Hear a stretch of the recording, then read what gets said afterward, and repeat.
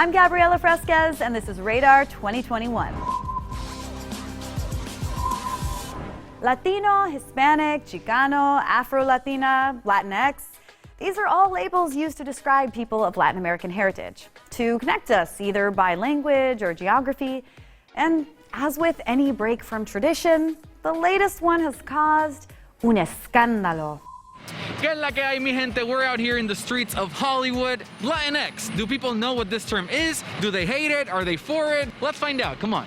What are your thoughts on the word Latinx? Honestly, I'm not sure exactly what it means, but I believe it's another way to explain a particular culture within the Spanish community or Hispanic community. It's inclusive. It's okay, it's good. Yeah. I don't think they should have a word to describe us as you know, we're all supposedly related and we're all created equal. I think it's completely disrespectful to, my first language is Spanish. It's a gender-based language, and to be calling someone Latino, Latinx, or was another one Chicana or Chicanx, that's wrong. Latinx is just neutral for all Latinos, all gender qualifying Latinos. Well, that was interesting, but luckily there's a whole episode explaining this term, so you enjoy that. The word has been called out for being elitist, redundant, among many things, and has even caused confusion regarding who should use it and how to pronounce it. Kind of like LaCroix. Like, is it LaCroix or LaCroix, LaCroix? I don't know, but it's a millennial staple. Pamplemousse is the best flavor, and sadly, I'm butchering that word too. Most people who use the alternative Latinx seem to agree on two key points.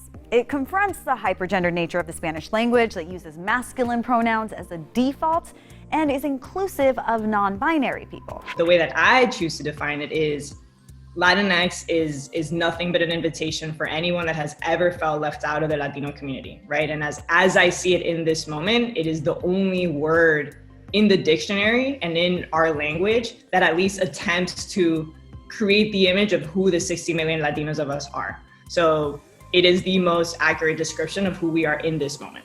That's how I see it. In 2016, Latinx was suddenly thrust into American consciousness in the aftermath of the Pulse nightclub shooting in Orlando, when the media started using the term to describe the victims at the center of the tragedy. Google Trends even showed a massive spike in searches for the word in the month following. Shortly after the Pulse tragedy that happened here on June 12, 2016, we realized that many of those that passed were Latinx. It happened on a Latinx evening at that club.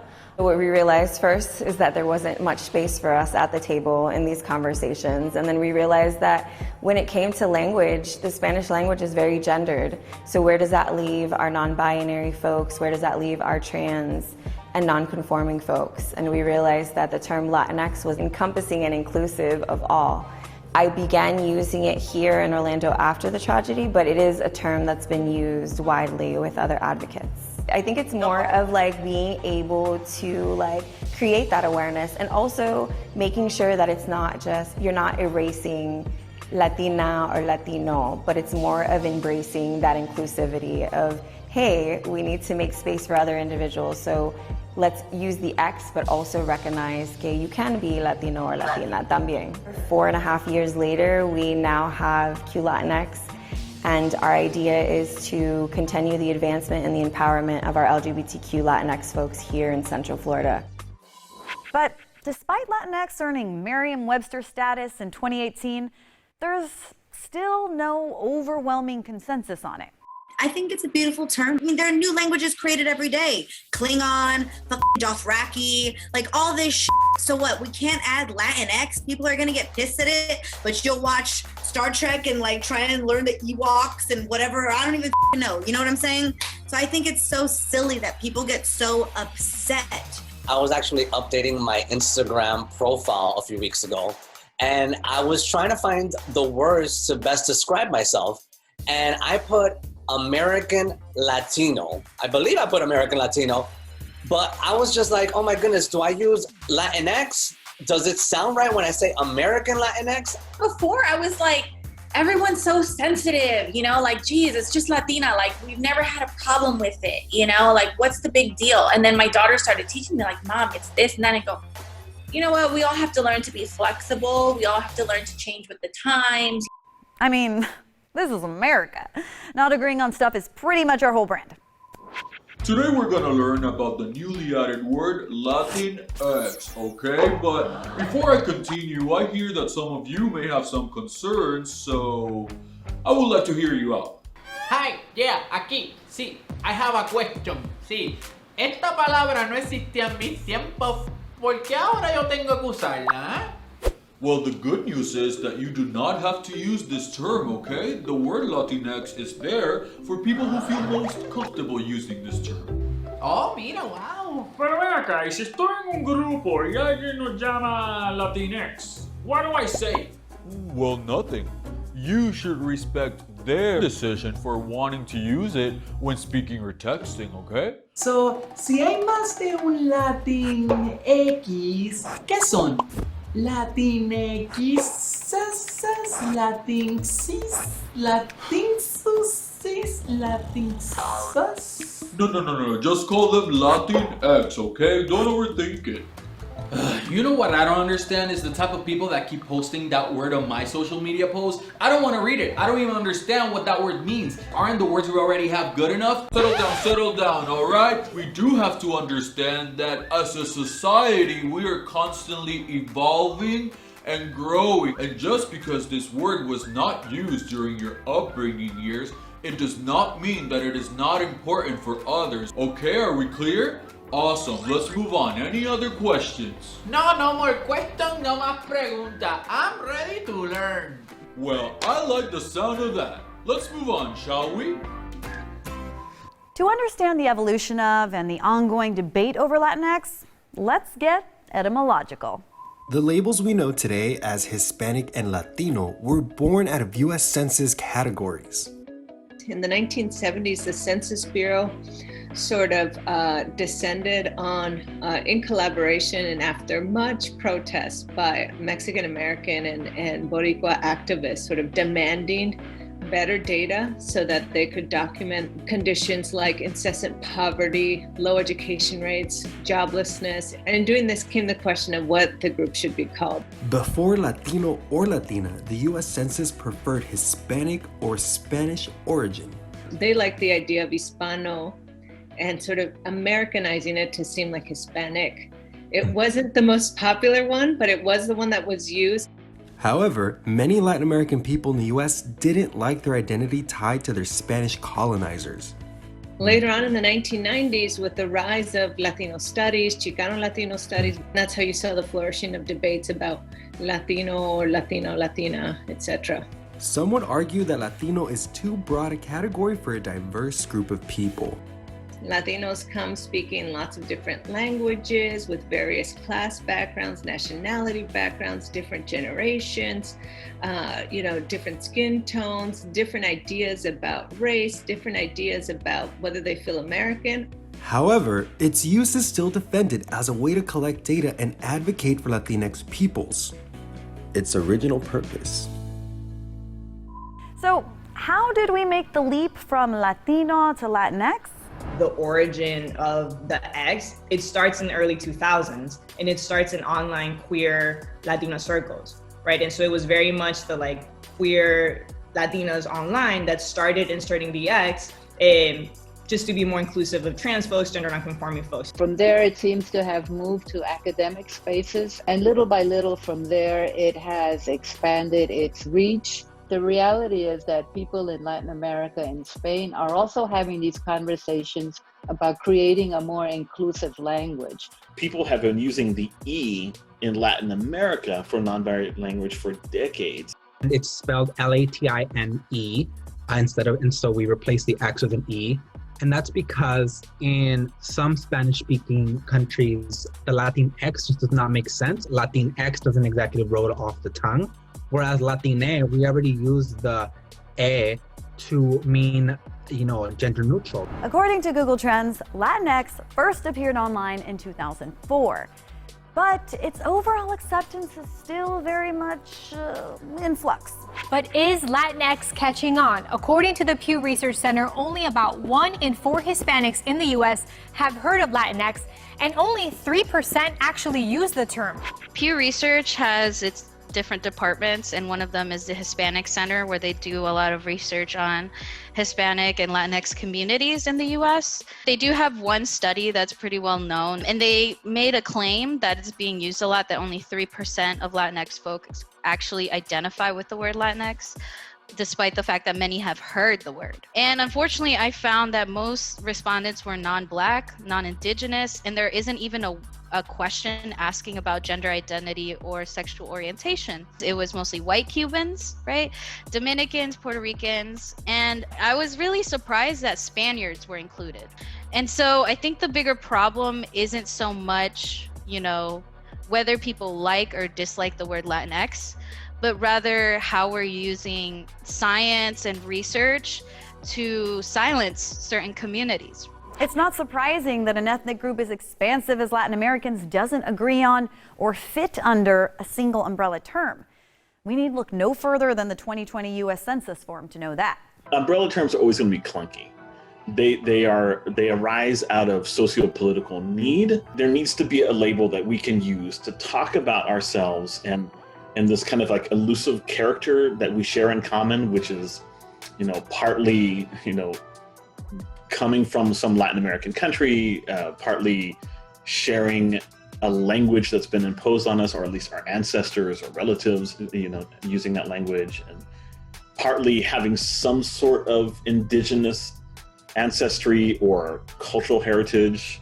And it's this really complicated, messy thing. I don't think that we're ever going to have a label that does it perfectly. I personally resisted it at first because I felt that it left out women. I think those of us of my generation fought for a long time to make sure that Latino became inclusive of women and became Latina/Latino.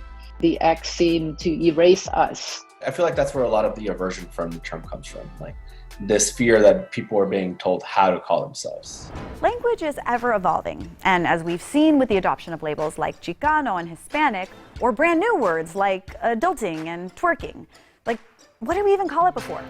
Booty popping, nalgona grinding, shaking one's dairy. I'll stop. But why has the debate over Latinx been so contentious, with some people calling it an imperialistic bulldozing of the Spanish language? If the entire point of Latinx is to be more inclusive, does the debate surrounding it negate this intention entirely?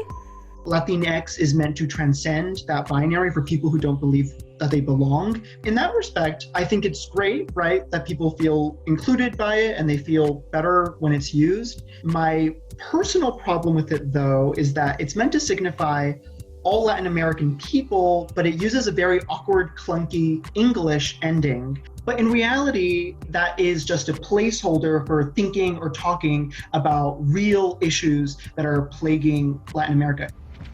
While many agree with why Latinx shouldn't be adopted, there's a strong argument for why people embrace it. I grew up very much trying to fit into a box, no? Either to, be Latina in a feminine way, to be queer here but not there, and to speak Spanish here and English there. And it took me a long time to realize that I could be everything at once. And so in that sense, Latinx defines and includes every sort of version of me. And I think that's why a lot of people both love the word and resent the word. For me, as a straight man, I think it's important to use the term Latinx to let members of our, LGBTQ community know that I see them and that I recognize them, and that, if they are non-binary, then by all means, I want to use a word that will recognize that. Yes, it's a change, but it's not as difficult as it is to feel invisible. People who are trans or who are non-binary have always existed. They were just made invisible by our cultures, right? English language and Spanish language cultures, all cultures. So like being inclusive isn't like this difficult thing you have to do. And you don't have to use it either, but let it exist.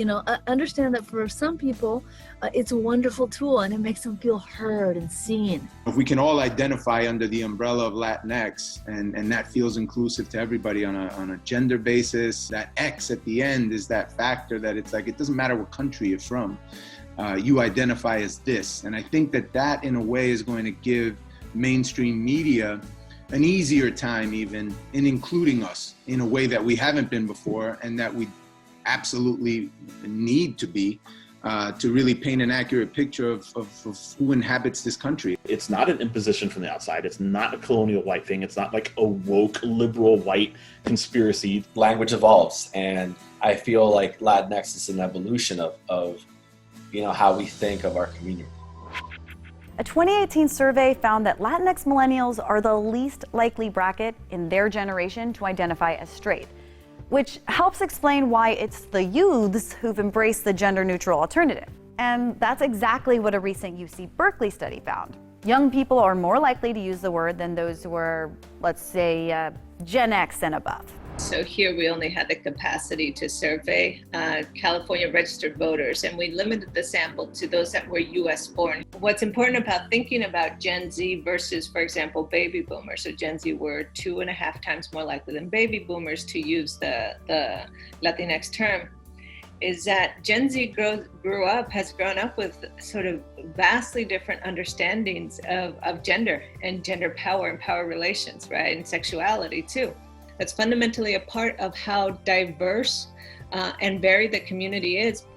The study shows that younger generations of Latinxes are using the term more frequently among peers and on social media, which continues to fuel its use and acceptance beyond just the LGBTQIA community.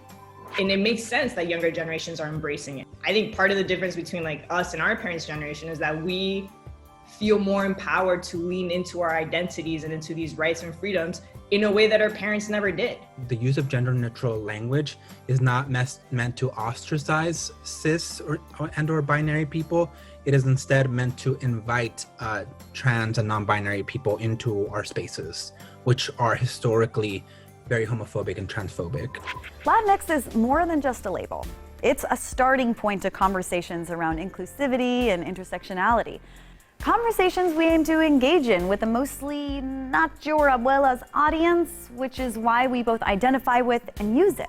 The generation that's coming up now is more about inclusivity and about looking forward and maybe not being as interested in holding on to old things. And I think that, changing how we might define ourselves in one word and making that Latinx, I think, is a really positive step towards accomplishing that mission. Language is incredibly, incredibly important. It sends a message about who we are as a society and who is of value and who isn't. So if you are non-binary, if you don't identify as either male or female, or you identify as both, if you're non-binary and you feel like Latina or Latino doesn't fit, then where do you fit? I think the term Latinx is sort of representative of a group of people who have historically been defined by others, and it's now a group of people choosing to define themselves.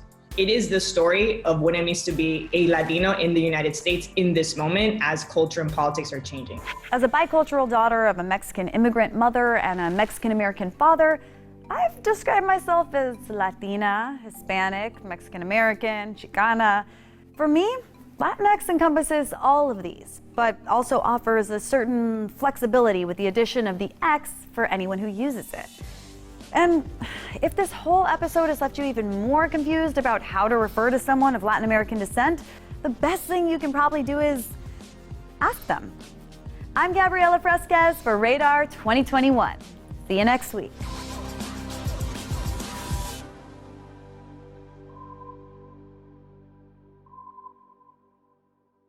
Thanks for watching Radar 2021. Please like, subscribe, and comment down below and let us know what issues are important to you. Because let's be honest, there are a lot of issues to choose from. So many.